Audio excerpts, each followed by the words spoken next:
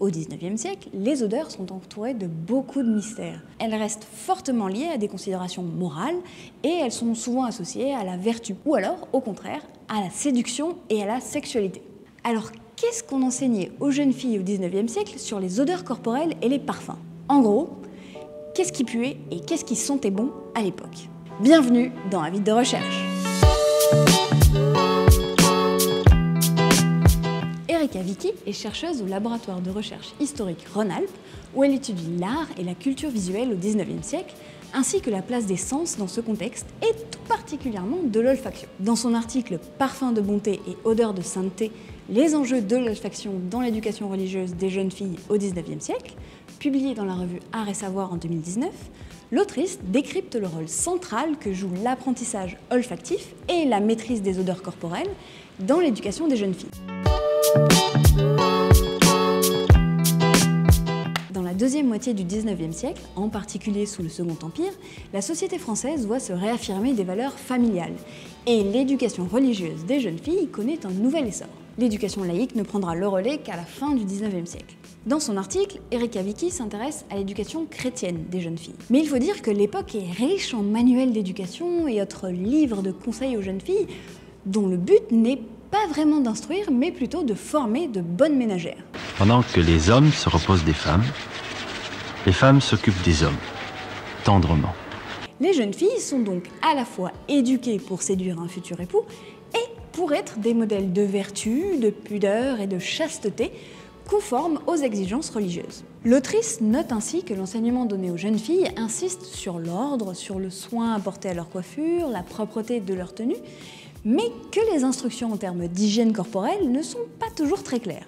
Le livre des jeunes filles, écrit par une religieuse de la Nativité et publié en 1868, note par exemple « Ne portez jamais ni linge, ni vêtements malpropres ou déchirés, soignez vos cheveux, lavez-vous tous les jours la figure et plusieurs fois par jour les mains, s'il est nécessaire, et que votre chaussure soit toujours en bon état. » Bon, déjà aujourd'hui, on vous dirait probablement de vous laver beaucoup plus souvent les mains. Mais surtout, il n'est nulle part fait mention du bain, qui était pourtant prôné par les médecins à l'époque. Ce décalage entre les normes d'hygiène des discours médicaux et des discours religieux interroge de nombreux auteurs de l'époque, dont Théophile Gautier, qui a confié sa fille Judith au couvent. Elle raconte comment se déroule le bain hebdomadaire que son père a été obligé d'exiger pour elle. On avait des hochements de tête, des haussements d'épaules, des yeux levés vers le ciel, et la sœur Dodo me confiait innocemment que le bain de la religieuse consistait tout simplement à secouer sa chemise. À l'époque, dans certains couvents, les sœurs prônent en effet la négligence de l'eau, pour éviter que les jeunes filles ne soient amenées à toucher certaines parties de leur corps. Et donc, question odeur, ça devait pas sentir très bon. Oh, odeur! Ça sent la femelle par ici! Et l'autrice note que cela a pu agacer certains hygiénistes comme le docteur Augustin Galopin dans sa fascinante étude « Le parfum de la femme et le sens olfactif dans l'amour », publiée en 1886. La négligence de l'eau est dangereuse, elle entretient la malpropreté, provoque le prurit des grandes lèvres, habitue l'enfant à porter la main dans cette région pour se gratter. Ces démangeaisons provoquées par la poussière sont quelquefois vives et la jeune fille ou même l'enfant, en déplaçant inconsciemment son doigt, provoque d'autres sensations qui se confondent d'abord avec les premières, mais qui bientôt s'en distinguent et sont avidement recherchées et provoquées. Cet épisode est délicieux. Avec cet extrait, Erika Vicky montre cependant que les discours médicaux et religieux se rejoignent sur un point. Tous cherchent à préserver les bonnes mœurs et à réprimer les plaisirs sensuels. Ils ont simplement des approches légèrement différentes. Selon l'autrice, on retrouve ainsi dans les préconisations médicales et religieuses une même condamnation de l'utilisation abusive des parfums qui relève de la coquetterie et non de la propreté. En effet, au XIXe siècle, les parfums ne sont plus utilisés pour cacher un manque d'hygiène.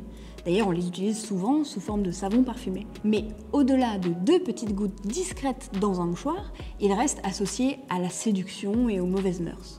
Il est donc recommandé aux jeunes filles de ne pas en porter et de s'en tenir éloignées, voire même de bannir les fleurs odorantes de leur chambre à coucher. Les médecins, quant à eux, s'opposent au discours des parfumeurs qui entretiennent un flou entre les notions de coquetterie et d'hygiène pour mieux vendre leurs produits qui sont au cœur de la mode à cette époque-là. Bref, Les jeunes filles du 19e se retrouvent à jongler entre leur crainte de sentir mauvais, d'être trop parfumées ou de n'être pas à la mode.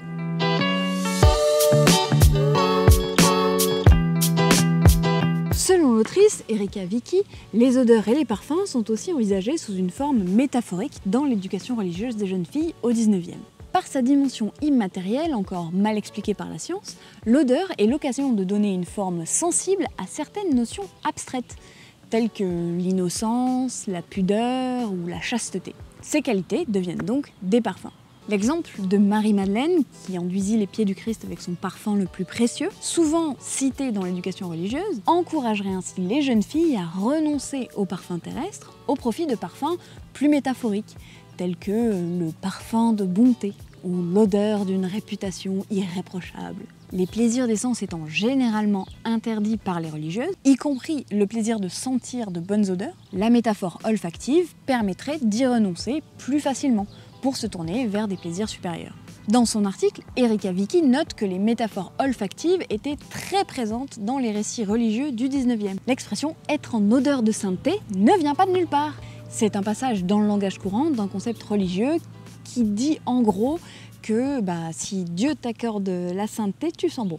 C'est le cas dans ce récit de la vie de Sainte Ludivine de Schiedam, écrite au XIXe siècle par Huysmans. Adolescente, Ludivine se blesse en patinant sur la glace et elle endure ensuite 37 ans d'atroces souffrances physiques. Attention, âme sensible, passez cette citation. En un constant miracle, il fit de ses blessures des cassolettes de parfum. Les emplâtres que l'on enlevait, pullulantes vermines, embaumaient. Le pu sentait bon, les vomissements effluaient de délicats arômes. Et de ce corps en charpie qu'il dispensait de ces tristes exigences qui rendaient les pauvres alités si honteux, il voulut qu'il émanât toujours un relent exquis de coque et d'épices du Levant, une fragrance à la fois énergique et douillette, quelque chose comme un fumet bien biblique de cinnamon et bien hollandais de cannelle. Voilà!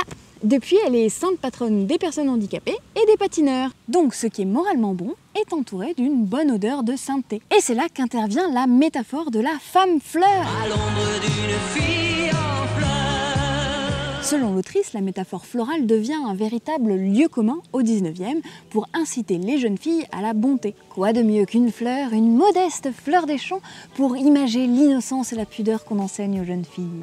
À l'opposé de la fleur des champs, le patchouli, qui a une odeur prenante, est utilisé pour décrire les jeunes filles mondaines. Et les fleurs exotiques, aux parfums envoûtants, rares et sophistiqués, prennent la connotation sensuelle, voire érotique, souvent associée à l'Orient à cette époque. Mais Erika Vicky remarque que la métaphore de la femme fleur est également utilisée pour inciter les jeunes filles à préserver leur innocence, en restant à la maison. Ce que conseille d'ailleurs Jean-Nicolas Brouilly à sa fille dans l'extrait cité dans l'article. La fleur printanière exposée sans cesse aux rayons du soleil perd son parfum avant l'été, se fane et tombe décolorée. Tandis que celle qui fleurit lentement, à l'abri d'un modeste feuillage, conserve longtemps sa fraîcheur et charme encore ceux qui la découvrent dans l'arrière-saison. Ainsi, selon l'autrice, cette vision métaphorique des odeurs apporte une réponse à la mode et à l'essor commercial de la parfumerie.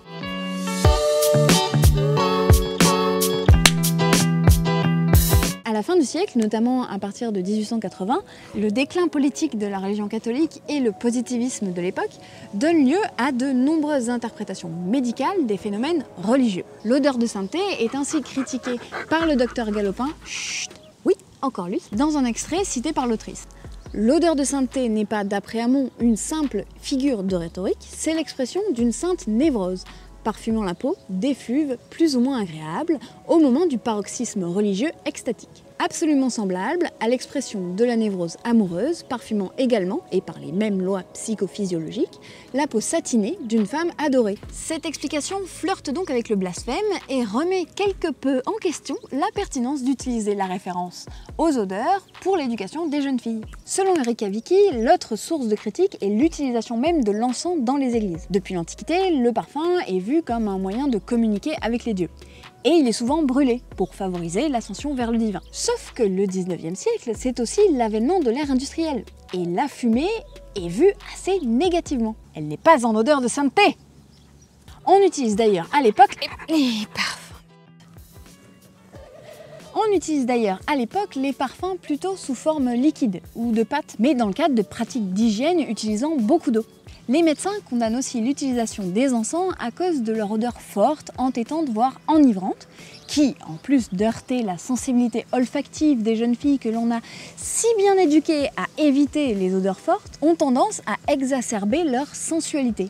Et comme autour de l'hygiène, on retrouve une contradiction entre le discours médical et religieux. Dans cet article, Erika Vicky révèle le rôle central des odeurs et des parfums dans l'éducation des jeunes filles au XIXe siècle à travers les différents discours médical, pédagogiques et religieux. L'ensemble des écrits cités montre à quel point la maîtrise des odeurs corporelles, incarnée par l'hygiène et la parfumerie, est associée à des enjeux sociétaux majeurs sur le rôle réservé aux jeunes filles au XIXe. Voilà, le lien de l'article est en description. N'hésitez pas à laisser un commentaire, à partager la vidéo, abonnez-vous, activez la cloche et puis suivez-nous sur les réseaux sociaux. Et n'oubliez pas, l'homme, heureusement, n'est qu'un gros bourdon butinant par-ci par-là sur l'adorable bouquet de fleurs humaines, si délicieusement et si diversement parfumées. Voilà, moi je vous dis au mois prochain. Bien faire un tour du côté de chez soi.